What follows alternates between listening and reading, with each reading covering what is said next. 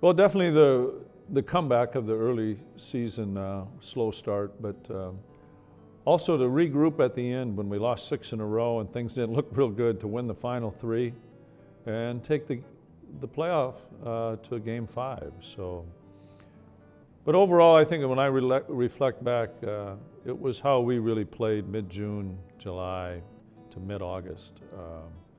Probably almost all of June. We had about a 3.5-month run in there where we really had a lot of fun, but we played good baseball, and everybody contributed, everybody played. Guys knew their role, and a lot of times would answer the call in a different role and still,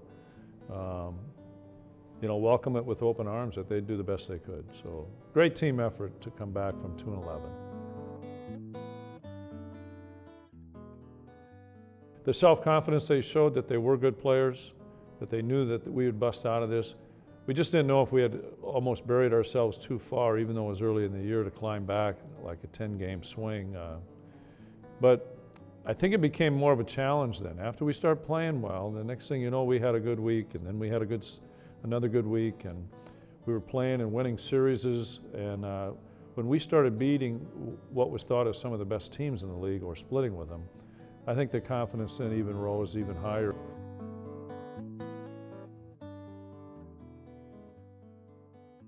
I didn't know that he had that in him. Like if anybody else would have done that too, I would have said the same thing. But the numbers he put up were it's so impressive that I almost wonder if I really seen them all. Because when you get done at the end of the day, because you're caught up in the game and you're just trying to win the game, the next thing you know, he's got 2 hits and 4 RBIs and another home run, and now he's leading the league, and he's leading the league climbing up on the home runs and the RBIs, and you're thinking, dang, I'm watching this guy every day. He is really good.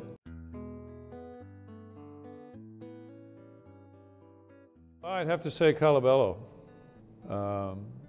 It's always exciting. You can't wait to see the look on their face. You're hoping that you can do it the right way, that it might be a good memory for them. I always like doing it in front of the whole team if possible. But there are occasions, like on the bus with him, he had to get to the airport. We're traveling through the night. We got to get him to the airport by 6 or 7. I think he's flying to Atlanta.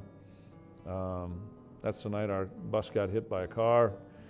But I would say his from start to finish, once I got the call from Terry Ryan and he happened to be on the bus that I was on, I was able to tell him, and just the excitement of that bus, is like it lifted off the ground.